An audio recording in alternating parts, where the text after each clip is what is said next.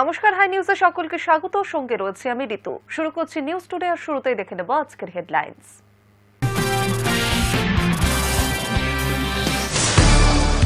কলকাতা সফরের শেষ পর্যায়ে সল্টলেকের হোটেলে দলের বিধায়ক, প্রাক্তন বিধায়ক, সাংসদদের সঙ্গে বৈঠকে অমিত শাহ। সায়েন্স সিটিতে বার্তা মণ্ডল সভাপতিদের। দিল্লিতে নির্বাচন কমিশনের সদর দফতরে অভিষেক বন্দ্যোপাধ্যায়, একগুচ্ছ দাবি এবং নালিশ নিয়ে সাক্ষাৎ জ্ঞানেশ কুমারের সঙ্গে। চলতি মৌসুমে শীতলতম দিনের খেতাব পেল বুধবার। দক্ষিণের পাশাপাশি উত্তরবঙ্গেও দাপটে ব্যাটিং শীতের। দার্জিলিংয়ে পারদ নামল 4 ডিগ্রিতে।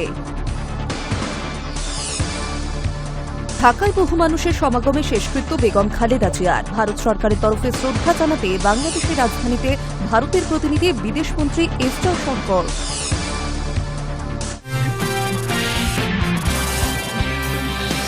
বর্ষবরণের আগে সীমান্তে বিএসএফ ও পুলিশের কঠোর নিরাপত্তা। স্বরূপনগরের থেকে বসিরহাট, টাকি, হিঙ্গলগঞ্জ নিরাপত্তার চাদরে মুড়ে ফেলা হয়েছে।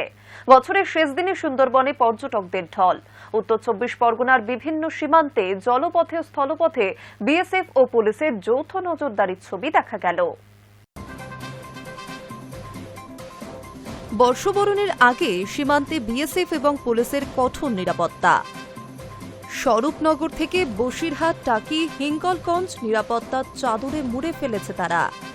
2025 সালের শেষ দিনে সুন্দরবনে পর্যটকদের ঢল। উত্তর 24 পরগনার বিভিন্ন সীমান্তে জলপথে ও স্থলপথে বিএসএফ ও পুলিশের যৌথ নজরদারির ছবি দেখা গেল। স্বরূপনগরের সোনাই নদীতে 143 নম্বর ব্যাটালিয়নের সীমান্তরক্ষী বাহিনী স্পিড বোট নিয়ে নজরদারি বাড়িয়েছে। অন্যদিকে বসিরহাট ঘোচাডাঙ্গা সীমান্তে বিএসএফের সতর্কতা এবং টাকির মিনি সুন্দরবনে গোয়েন্দা কুকুর নিয়ে বিএসএফের তল্লাশি। একদিকে রাজ্যে যেসব পর্যটকরা আসছেন তাদের উপর ড্রোন ও সিসিটিভি ক্যামেরার নজরদারি, অন্যদিকে তল্লাশিও চলছে।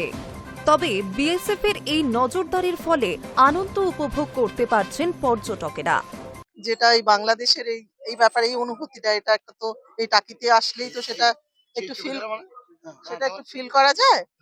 তো সেটাই ফিল করতে এসছি আমরা। জাস্ট এখুনি আসলাম, পৌঁছলাম এখুনি। মাঝ রাস্তায় আমরা একটু খেজুর রস টস খেয়ে ভোরবেলা রওনা হয়েছি। এখন এই যে নৌকা বিহারটা করবো, আউটসিন গুলো দেখবো। বাংলাদেশের যদি কোনো অনুভূতি, কোনো কিছু স্পট কিছু যদি আমরা মোবাইলে ক্যাপচার করতে পারি, সেটা অবশ্যই আমাদের ভালো লাগবে। সেই অনুভূতিটা নিয়ে আসা আর কি। আর এখানে লোকজনও খুব ভালো শুনেছি। এখনো পর্যন্ত তো ভালোই লাগলো, এখনো পর্যন্ত খারাপ লাগেনি, ভালো লেগেছে। আমরা জাস্ট এক্ষুনি পৌঁছলাম। অন্যদিকে যেসব গাড়িগুলো রয়েছে তার উপরেও বাড়তি সতর্কতা রয়েছে সীমান্তরক্ষী বাহিনীর। সকাল থেকে সুন্দরবনের টাকি পর্যটন কেন্দ্রে ঢল নেমেছে ভ্রমণ পিপাসু মানুষদের। সেখানেই বিএসএফ ও পুলিশের যৌথ নজরদারি। High news network.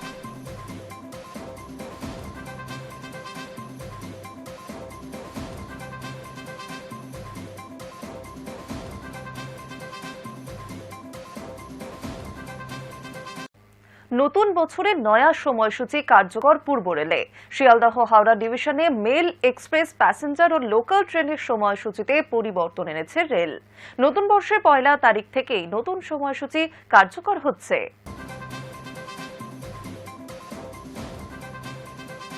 নতুন বছরে নয়া সময়সূচি কার্যকর হবে পূর্ব রেলে। শিয়ালদহ হাওড়া ডিভিশনে মেল, এক্সপ্রেস, প্যাসেঞ্জার এবং লোকাল ট্রেনের সময়সূচিতে পরিবর্তন এনেছে রেল। নতুন বর্ষের 1 তারিখ থেকে নতুন সময়সূচি কার্যকর হবে। রেল জানিয়েছে, এই নতুন টাইম টেবিলের মূল উদ্দেশ্য সঠিক সময়ে ট্রেন চালানো। পূর্ব রেল কর্তৃপক্ষ আশাবাদী, যাত্রার সময় কমে যাওয়ায় ভবিষ্যতে আরও বেশি সংখ্যক ট্রেন চালানো যাবে। শুধু সময় পরিবর্তন নয়, যাত্রীদের চাহিদার কথা মাথায় রেখে কয়েকটি ট্রেনের যাত্রাপথ বাড়ানো হয়েছে। নতুন বছর থেকে 6 জোড়া হাওড়া আরামবাগ হাওড়া ইএমইউ লোকাল গোঘাট পর্যন্ত চলবে। এছাড়াও 2 জোড়া হাওড়া তারকেশ্বর হাওড়া ইএমইউ লোকাল এবার থামবে গোঘাটে। 4 জোড়া তারকেশ্বর আরামবাগ তারকেশ্বর ইএমইউ লোকালের যাত্রা গোঘাট পর্যন্ত সম্প্রসারণ করা হয়েছে। এছাড়াও নতুন বছর থেকে একটি শিয়ালদহ রানাঘাট ইএমইউ লোকাল শান্তিপুর পর্যন্ত চলবে। এছাড়াও বিবাদীবাগ ব্যারাকপুর ইএমইউ লোকালের যাত্রা কল্যাণী পর্যন্ত সম্প্রসারণ করা হয়েছে। এবার থেকে ব্যারাকপুর শিয়ালদহ ইএমইউ লোকালও কল্যাণী পর্যন্ত চলবে। এছাড়াও দুটি বর্ধমান 3 পাহাড় মেমু ট্রেনের যাত্রা সাহিবগঞ্জ পর্যন্ত সম্প্রসারিত করা হল। পূর্ব রেল জানিয়েছে 6টি ট্রেন চলাচলের দিন পরিবর্তন করা হয়েছে। হাসনাবাদ বারাসাত হাসনাবাদ ইএমইউ লোকাল পূর্বে সপ্তাহে 6 দিন চলত। নতুন টাইম টেবিল অনুযায়ী এই 2 ট্রেন এবার থেকে প্রতিদিন চলবে। অন্যদিকে শিয়ালদহ ব্যারাকপুর শিয়ালদহ ইএমইউ লোকাল ও ব্যারাকপুর বিবাদীবাগ ইএমইউ লোকাল প্রতিদিনের পরিবর্তে সপ্তাহে 6 দিন চলবে। পূর্ব রেল জানিয়েছে মোট 45টি মেল ও এক্সপ্রেস ট্রেন ও 203টি ইএমইউ মেমু ডেমু প্যাসেঞ্জার ট্রেনের সময়সূচিতে সংশোধন আনা হয়েছে। Hi news Network.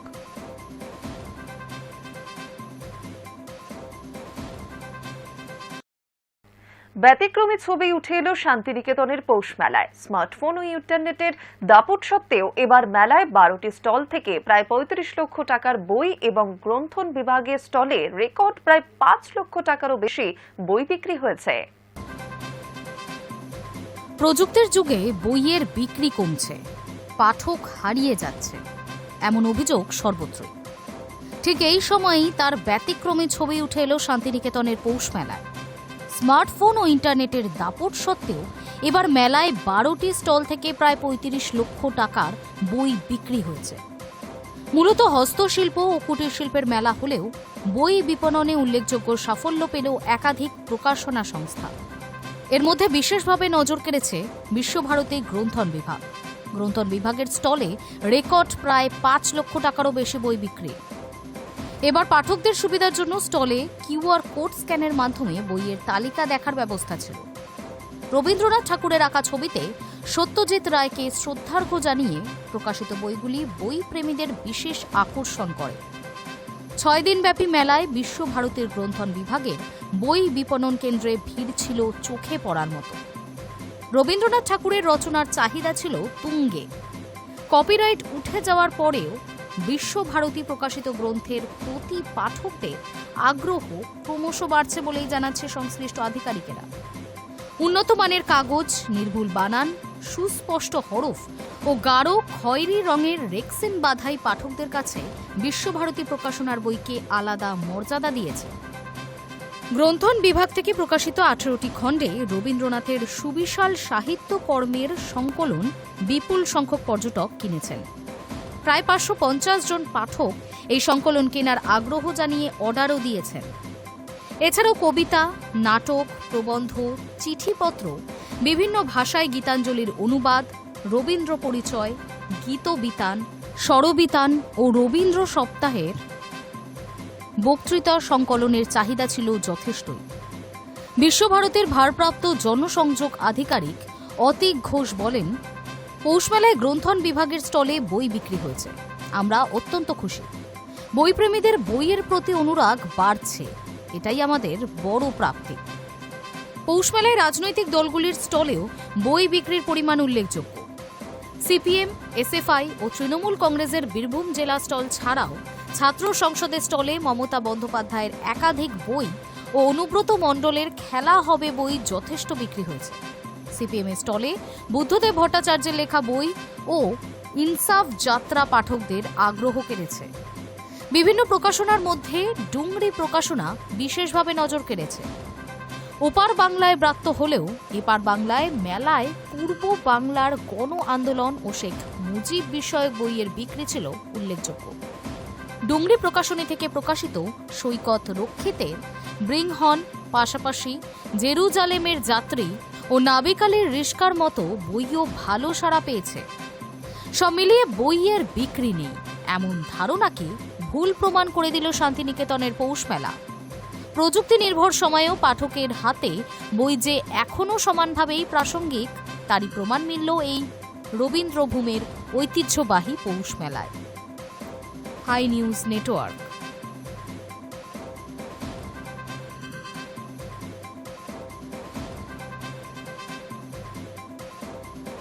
এবার থেকে বিনা টিকিটে আর ভ্রমণ নয় ট্রেনে। ধরা পড়লে শুধু জরিমানায় নয়, হতে পারে কেস। এমনই কড়া বার্তা দিল পূর্ব রেলের শিয়ালদহ ডিভিশন। এবার থেকে বিনা টিকিটে ট্রেনে উঠলেই কেস, এমনই কড়া বার্তা দিল পূর্ব রেলের শিয়ালদা ডিভিশন। যাত্রীদের মধ্যে শৃঙ্খলা ফেরাতে এবং অবৈধভাবে ট্রেনে যাতায়াত বন্ধ করতে শিয়ালদা বারাসাত শাখায় বিশেষ টিকিট পরীক্ষা অভিযান চালানো হয়। এই অভিযানের নেতৃত্বে ছিলেন শিয়ালদা ডিভিশনের senior divisional commercial manager Jayshram Meena. তার উপস্থিতিতেই বিভিন্ন ট্রেন ও স্টেশনে হঠাৎই টিকিট পরীক্ষা করা হয়। রেল কর্তৃপক্ষের স্পষ্ট বার্তা, আর কোনো ছাড় নয়, টিকিট ছাড়া ভ্রমণ মানেই আইনি ব্যবস্থা। অভিযানের সময় বিনা টিকিটে বা অনিয়মিতভাবে ভ্রমণের অভিযোগে মোট 282 জন যাত্রীকে ধরা হয়েছে। শুধু তাই নয়, 94টি বুকিং না করা লাগেজ এবং স্টেশন চত্বরে থুতু ফেলার 33টি ঘটনাও সামনে এসেছে। এই সব কিছু মিলিয়ে মোট 409টি মামলা রুজু করা হয়েছে। রেল সূত্রে জানানো হয়েছে, এই অভিযানে জরিমানা বাবদ মোট 1,05,590 টাকা আদায় করা হয়েছে। রেল আধিকারিকদের মতে, এতদিন অনেকেই টিকিট না কেটেই ট্রেনে ওঠার সাহস দেখাতেন। এবার থেকে সেই অভ্যেস বদলাতে কড়া পদক্ষেপ নেওয়া হচ্ছে। শিয়ালদা ডিভিশনের এক আধিকারিক জানিয়েছেন, বিনা টিকিটে ভ্রমণের ফলে ট্রেনে ভিড় বাড়ে, বৈধ যাত্রীরা সমস্যায় পড়েন এবং যাত্রী পরিষেবার মানও নষ্ট হচ্ছে। তাই যাত্রীদের স্বার্থেই নিয়ম মেনে চলা বাধ্যতামূলক করা হচ্ছে। রেল কর্তৃপক্ষ স্পষ্ট করে জানিয়েছে, ভবিষ্যতে শিয়ালদা ডিভিশনের বিভিন্ন শাখায় এই ধরনের অভিযান আরও জোরদার করা হবে। নিয়ম ভাঙলে সঙ্গে সঙ্গে মামলা ও জরিমানা, এটাই হবে নীতি। রেলের তরফে যাত্রীদের অনুরোধ, তারা যেন ট্রেনে ওঠার আগে অবশ্যই বৈধ টিকিট কাটেন, লাগেজ বুকিং সংক্রান্ত নিয়ম মানেন এবং ট্রেন ও স্টেশন পরিষ্কার রাখেন। রেলের মতে, যাত্রীদের সহযোগিতা ছাড়া সুশৃঙ্খল ও নিরাপদ রেলযাত্রা সম্ভব নয়। High news network. প্রয়াগরাজে এবছরের কুম্ভ মেলায় পদপিষ্ট হয়ে বহু পুণ্যার্থীর মৃত্যুর ঘটনার পর গঙ্গাসাগর মেলা নিয়ে বাড়তি সতর্ক রাজ্য প্রশাসন। কুম্ভ মেলার সেই অভিজ্ঞতা থেকে শিক্ষা নিয়ে 2026 সালের গঙ্গাসাগর মেলায় পুণ্যার্থীদের সুরক্ষা নিশ্চিত করতে একাধিক নতুন পদক্ষেপ করছে নবান্ন। প্রয়াগরাজে এই বছর কুম্ভ মেলায় পদপিষ্ট হয়ে বহু পুণ্যার্থীর মৃত্যুর ঘটনার পর গঙ্গাসাগর মেলা নিয়ে বাড়তি সতর্ক রাজ্য প্রশাসনের। সেই ঘটনার পরেই উত্তরপ্রদেশের যোগী আদিত্যনাথের সরকারের মেলা আয়োজনের ব্যবস্থাপনা নিয়ে প্রশ্ন তুলেছিল মুখ্যমন্ত্রী মমতা বন্দ্যোপাধ্যায়। তার অভিযোগ ছিল, ভিড় সামলানোর মতো উপযুক্ত বন্দোবস্ত না থাকতেই এত বড় দুর্ঘটনা ঘটেছে। সেই অভিজ্ঞতা থেকেই শিক্ষা নিয়ে 2026 সালে গঙ্গাসাগর মেলায় পুণ্যার্থীদের সুরক্ষা নিশ্চিত করতে একাধিক নতুন পদক্ষেপ গ্রহণ করেছে নবান্ন।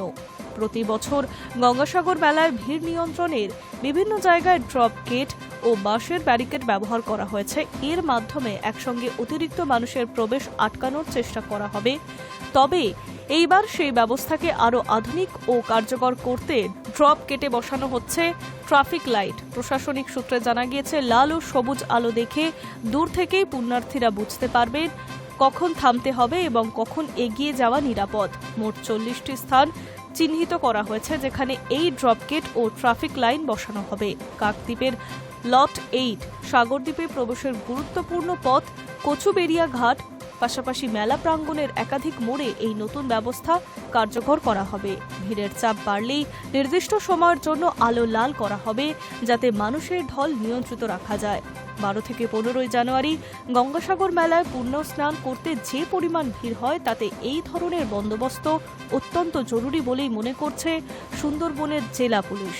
বিশেষ করে মকর সংক্রান্তির পূর্ণ লগ্নে স্নান করতে এই বছর 13 জানুয়ারির রাত থেকে 14 জানুয়ারির ভোর পর্যন্ত যে বিপুল সংখ্যক তীর্থযাত্রীরা আগমনের আশঙ্কা করা হচ্ছে, তাতে আগাম সতর্ক অবলম্বন করতে চাইছে রাজ্য প্রশাসন। সুন্দরবন পুলিশ জেলার পক্ষ থেকে এই ধরনের প্রযুক্তি নির্ভর ভিড় নিয়ন্ত্রণের ব্যবস্থার সুপারিশও করা হয়েছিল। সেই সুপারিশ মেনেই রাজ্য সরকার এই বিষয়ে উদ্যোগী হয়েছে বলে জানিয়েছে নবান্ন। প্রশাসনের আশা, এই ব্যবস্থায় পদপিষ্ট হওয়ার আশঙ্কা অনেকটাই কমবে এবং গঙ্গাসাগর মেলা আরও নিরাপদ ও সুশৃঙ্খলভাবে অনুষ্ঠিত করা সম্ভব হবে। Hi news network.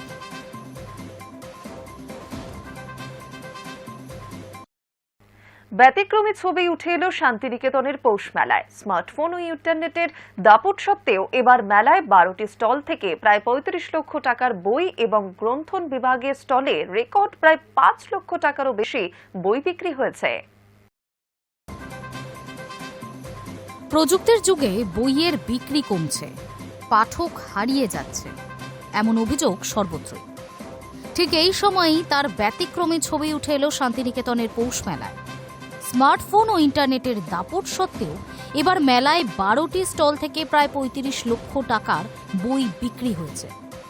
মূলত হস্তশিল্প ও কুটির শিল্পের মেলা হলেও বই বিপণনে উল্লেখযোগ্য সাফল্য পেল একাধিক প্রকাশনা সংস্থা। এর মধ্যে বিশেষভাবে নজর কেড়েছে বিশ্বভারতী গ্রন্থন বিভাগ। গ্রন্থন বিভাগের স্টলে রেকর্ড প্রায় 5 লক্ষ টাকারও বেশি বই বিক্রি। এবার পাঠকদের সুবিধার জন্য স্টলে কিউআর কোড স্ক্যানের মাধ্যমে বইয়ের তালিকা দেখার ব্যবস্থা ছিল। রবীন্দ্রনাথ ঠাকুরের আঁকা ছবিতে সত্যজিৎ রায়কে শ্রদ্ধার্ঘ্য জানিয়ে প্রকাশিত বইগুলি বই প্রেমীদের বিশেষ আকর্ষণ করে। 6 দিনব্যাপী মেলায় বিশ্বভারতীর গ্রন্থন বিভাগের বই বিপণন কেন্দ্রে ভিড় ছিল চোখে পড়ার মতো। রবীন্দ্রনাথ ঠাকুরের রচনার চাহিদা ছিল তুঙ্গে। কপিরাইট উঠে যাওয়ার পরেও বিশ্বভারতী প্রকাশিত গ্রন্থের প্রতি পাঠকদের আগ্রহ ক্রমশ বাড়ছে বলেই জানাচ্ছে সংশ্লিষ্ট আধিকারিকেরা। উন্নত মানের কাগজ, নির্ভুল বানান, সুস্পষ্ট হরফ ও গাঢ় খয়েরি রঙের রেক্সিন বাধাই পাঠকদের কাছে বিশ্বভারতী প্রকাশনার বইকে আলাদা মর্যাদা দিয়েছে। গ্রন্থন বিভাগ থেকে প্রকাশিত 18টি খণ্ডে রবীন্দ্রনাথের সুবিশাল সাহিত্য কর্মের সংকলন বিপুল সংখ্যক পর্যটক কিনেছেন। প্রায় 550 জন পাঠক এই সংকলন কেনার আগ্রহ জানিয়ে অর্ডারও দিয়েছেন। এছাড়াও কবিতা, নাটক, প্রবন্ধ, চিঠিপত্র, বিভিন্ন ভাষায় গীতাঞ্জলির অনুবাদ, রবীন্দ্র পরিচয়, গীতবিতান, স্বরবিতান ও রবীন্দ্র সপ্তাহের বক্তৃতা সংকলনের চাহিদা ছিল যথেষ্টই। বিশ্বভারতীর ভারপ্রাপ্ত জনসংযোগ আধিকারিক অতীক ঘোষ বলেন, পৌষমেলায় গ্রন্থন বিভাগের স্টলে বই বিক্রি হয়েছে। আমরা অত্যন্ত খুশি। বইপ্রেমীদের বইয়ের প্রতি অনুরাগ বাড়ছে, এটাই আমাদের বড় প্রাপ্তি। পৌষমেলায় রাজনৈতিক দলগুলির স্টলেও বই বিক্রির পরিমাণ উল্লেখযোগ্য। সিপিএম, এসএফআই ও তৃণমূল কংগ্রেসের বীরভূম জেলা স্টল ছাড়াও ছাত্র সংসদের স্টলে মমতা বন্দ্যোপাধ্যায়ের একাধিক বই ও অনুব্রত মণ্ডলের খেলা হবে বই যথেষ্ট বিক্রি হয়েছে। সিপিএম এর স্টলে বুদ্ধদেব ভট্টাচার্যের লেখা বই ও ইনসাফ যাত্রা পাঠকদের আগ্রহ কেড়েছে। বিভিন্ন প্রকাশনার মধ্যে ডুংরি প্রকাশনা বিশেষভাবে নজর কেড়েছে। ওপার বাংলায় ব্রাত্য হলেও এপার বাংলায় মেলায় পূর্ব বাংলার গণ আন্দোলন ও শেখ মুজিব বিষয়ক বইয়ের বিক্রি ছিল উল্লেখযোগ্য। ডুংরি প্রকাশনী থেকে প্রকাশিত সৈকত রক্ষিতের ব্রিং হন, পাশাপাশি জেরুজালেমের যাত্রী ও নাবিক আলীর রিস্কার মতো বইও ভালো সাড়া পেয়েছে। সব মিলিয়ে বইয়ের বিক্রি নেই এমন ধারণাকে ভুল প্রমাণ করে দিল শান্তিনিকেতনের পৌষ মেলা। প্রযুক্তি নির্ভর সময়েও পাঠকের হাতে বই যে এখনও সমানভাবেই প্রাসঙ্গিক তারই প্রমাণ মিলল এই রবীন্দ্রভূমের ঐতিহ্যবাহী পৌষ মেলায়। Hi news network.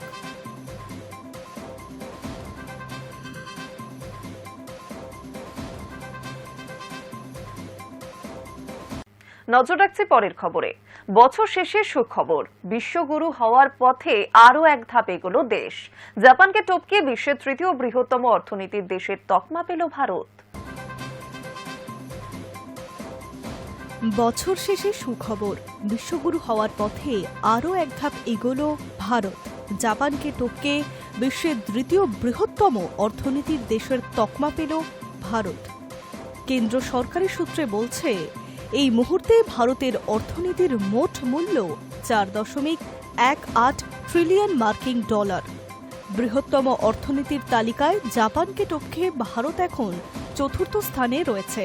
একমাত্র আমেরিকা, চীন এবং জার্মানি ভারতের চেয়ে এগিয়ে রয়েছে। অর্থমন্ত্রকের তরফে এক বিবৃতিতে দাবি করা হয়েছে, এই মুহূর্তে ভারত বিশ্বের সবচেয়ে দ্রুত গতির বৃহৎ অর্থনীতি। যে গতিতে আমরা এগোচ্ছি তাতে 2030 সালের মধ্যে ভারতের অর্থনীতির মূল্য দাঁড়াবে 7.3 ট্রিলিয়ন ডলারে। ভারতের জিডিপি 2022 সালে ছিল 3.5 ট্রিলিয়ন মার্কিন ডলার। ইতিমধ্যেই তা দ্বিগুণের কাছাকাছি। এই শতাব্দীর শেষেই তা প্রায় 3 গুণ হয়ে 7.3 ট্রিলিয়ন ডলারে পরিণত হবে এবং জার্মানিকে টপকে বিশ্বের 3য় বৃহত্তম অর্থনীতি হওয়ার কৃতিত্ব অর্জন করবে ভারত। প্রাথমিকভাবে মোদী সরকারকে টার্গেট করেছিল 2027 সালের মধ্যে ভারতকে $5 ট্রিলিয়ন অর্থনীতি হিসেবে তুলে ধরা হবে। ব্যাংকিং নিয়োগের সংস্থা জেফ্রিসের অর্থনীতি মূল্যায়নের রিপোর্ট বলছে 2027 সালের মধ্যে $5 ট্রিলিয়ন অর্থাৎ $5 লক্ষ কোটি অর্থনৈতিক শক্তিতে পরিণত হওয়ার লক্ষ্যমাত্রা পূরণ করে ফেলবে ভারত। মোটামুটিভাবে 2029 সালে লোকসভা নির্বাচনের আগে ভারতকে তৃতীয় করার লক্ষ্যে রাখছে কেন্দ্রীয় নরেন্দ্র মোদীর সরকার। সেটা করতে পারলে 2019-এ লোকসভা নির্বাচনে বিজেপির জন্য বড়সড় অ্যাডভান্টেজ হয়ে দাঁড়াতে পারে। কারণ কেন্দ্রের বিরুদ্ধে বিরোধীদের অন্যতম অভিযোগই হল অর্থনীতির দিকে নজর না দেওয়া। বিরোধীদের অভিযোগ, কেন্দ্রে নরেন্দ্র মোদী সরকার শুধু নিজের এজেন্ডা পূরণের চেষ্টায় ব্যস্ত, অর্থনীতিকে গুরুত্ব দেওয়া হয় না। কিন্তু আর্থিক বৃদ্ধির এই হার ধরে রাখতে পারলে সেই অভিযোগের পাল্টা দেওয়ার হাতিয়ার খুঁজে ফেলবে গেরুয়া শিবির। যদিও বিরোধীদের দাবি, দেশের অর্থনীতির বৃদ্ধির নেপথ্যে মুষ্টিমেয় কিছু শিল্পপতির উন্নয়নও রয়েছে। Hi news Network. ইস্পাত আমদানিতে 3 বছরের জন্য শুল্ক চাপালো নয়াদিল্লি। চীন থেকে সস্তা ইস্পাত আমদানির ঊর্ধ্বগতি রুখতে এমন পদক্ষেপ। বিশ্বের দ্বিতীয় বৃহত্তম অপরিশোধিত ইস্পাত উৎপাদনকারী দেশ ভারত।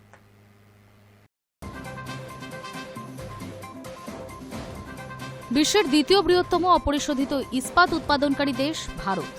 কিন্তু চীন থেকে সস্তা ইস্পাত আমদানির ঊর্ধ্বগতির সঙ্গে লড়াই দেশীয় ইস্পাত নির্মাতাদের ওপর চাপ সৃষ্টি করছে। এই পরিস্থিতিতে মঙ্গলবার ইস্পাতের কয়েকটি পণ্যের আমদানিতে 3 বছরের জন্য শুল্ক আরোপ করার সিদ্ধান্ত নিয়েছে নয়াদিল্লি। বলা হয়েছে 3 বছরে 12% থেকে ধীরে ধীরে 11% নামবে শুল্ক। বলাই বাহুল্য দেশীয় বাজারকে চাঙ্গা রেখে ঘরোয়া অর্থনীতিকে রক্ষা করতেই এমন পদক্ষেপ। কেন্দ্রীয় অর্থমন্ত্রক যে বিজ্ঞপ্তি প্রকাশ করেছে তাতে জানানো হয়েছে, নির্দিষ্ট কয়েকটি উন্নয়নশীল দেশ থেকে আমদানিকে অব্যাহতি দিলেও চীন, ভিয়েতনাম এবং নেপালের ওপর এই শুল্ক প্রযোজ্য হবে। এটা অবশ্য স্টেনলেস স্টিলের মতো বিশেষ ইস্পাত পণ্যের ক্ষেত্রে প্রযোজ্য হবে না। কেন্দ্র বারবার জানিয়েছে, তারা চায় না সস্তা আমদানি ও নিম্নমানের পণ্যের কারণে দেশীয় ইস্পাত শিল্প ক্ষতিগ্রস্ত হোক। বলা হয়েছে, আমদানিতে আকস্মিক তীব্র উল্লেখযোগ্য বৃদ্ধি খুঁজে পাওয়ার পর 3 বছরের জন্য শুল্ক আরোপের সুপারিশ করেছে ডিজিটিআর। কেননা এতে দেশীয় শিল্পের গুরুতর ক্ষতি হচ্ছে। আসলে কেন্দ্রের এমন সিদ্ধান্তের নেপথ্যে বেজিং। প্রতি বছরই চীন থেকে সস্তার ইস্পাত পণ্য দেশীয় বাজার ছেয়ে ফেলছে। যেহেতু দাম কম, তাই উন্নত মানের না হওয়া সত্ত্বেও এর বিক্রি বেশি। এতে দেশীয় বাজার মার খেয়েই চলেছে। বাজারকে রক্ষা করতে তাই এমন পদক্ষেপ করল কেন্দ্র। এর আগে গত এপ্রিলে 200 দিনের জন্য 12% শুল্ক আরোপ করা হয়েছিল ইস্পাত পণ্যে। ডিজিটিআর এর পরামর্শ মেনে এবার 3 বছরের জন্য এই শুল্ক আরোপের পথেই হাঁটল নয়াদিল্লি। এর আগে দক্ষিণ কোরিয়া ও ভিয়েতনামও একই পদক্ষেপ করেছিল। High news network. আর 2 দিন পরেই শুরু হতে চলেছে ইংরেজি নতুন বছর। তেমনি 1 জানুয়ারি থেকে শুরু হচ্ছে অর্থবর্ষের শেষ ত্রৈমাসিকের কাজ। এই সময় সাধারণ মানুষ থেকে ব্যবসায়ী সকলেরই ব্যাংকের সঙ্গে বিভিন্ন গুরুত্বপূর্ণ কাজ থাকে। এবার ব্যাংক ছুটির তালিকা জানালো আরবিআই। মাঝে মধ্যে প্রশ্ন ভেসে আসে, আজকে ব্যাংক ছুটি? দ্বিতীয় ও চতুর্থ শনিবার সাধারণভাবে ব্যাংক বন্ধ থাকে। এছাড়া রয়েছে 26 জানুয়ারি স্বাধীনতা দিবস, গান্ধী জয়ন্তী, 2 অক্টোবর। তবে দেশের 28টি রাজ্য আলাদা করে স্থানীয় উৎসব পার্বণে ছুটি ঘোষণা করতে পারে। সেগুলি রিজার্ভ ব্যাংক অফ ইন্ডিয়ার ঘোষিত দিনের বাইরে, যেমন বৈশাখীতে পাঞ্জাবে, দুর্গাপুজোর সময় বাংলায় এবং পঙ্গলে তামিলনাড়ুতে আলাদা করে ছুটি দেওয়া হয়। আর 2 দিন পরেই শুরু হতে চলেছে ইংরেজি নতুন বছর। তেমনি 1 জানুয়ারি থেকেই শুরু হচ্ছে অর্থবর্ষের শেষ ত্রৈমাসিক কাজ। ওই সময় সাধারণ মানুষ থেকে ব্যবসায়ী সকলেরই ব্যাংকের সঙ্গে বিভিন্ন গুরুত্বপূর্ণ কাজ থাকে, যেমন ঋণ, শাখায় গিয়ে কিছু কাজ, পেমেন্ট ও চেক ক্লিয়ারিং এর মতো গুরুত্বপূর্ণ কাজ। এবার জেনে নেওয়া যাক 2026 সালের রিজার্ভ ব্যাংকের ঘোষিত ছুটির দিনগুলি। নিউ ইয়ার ডেজ 1 জানুয়ারি, 2nd স্যাটারডে 10th জানুয়ারি, 4th স্যাটারডে 24th জানুয়ারি, রিপাবলিক ডে 26 জানুয়ারি, 2nd Saturday 14 February, 4th Saturday 28 February, Mahashivratri 15th February, Holi 3rd March, second Saturday 14th March, Ugadi 20th March, Saturday 28th March, Good Friday 3rd April, second Saturday 11th April, Vaishakhi 14th April, Ambedkar Jayanti 14th April, 4th Saturday 25th April, May Day 1st May, second Saturday 9th May, 4th Saturday 23rd May, Bakri Eid al-Adha 27th May, second Saturday 13th June, 4th Saturday 27th June, second Saturday 11th July, 4th Saturday 25th July, second Saturday 8th August, Independence Day 15th August, 4th Saturday 22 August, Janmashtami 4th September, second Saturday 12th September, 4th Saturday 26th September, Gandhi Jayanti 2nd October, second Saturday 10th October, 4th Saturday 24th October, Diwali 8th November, second Saturday 14th November, 4th Saturday 28th November, second Saturday 12th December, Christmas Day 25th December, 4th Saturday 26th December. High News Network. News today এখন এই পর্যন্তই। আরও অন্যান্য খবরের জন্য নজর রাখুন high নিউজে। নির্ভীক নিরপেক্ষ।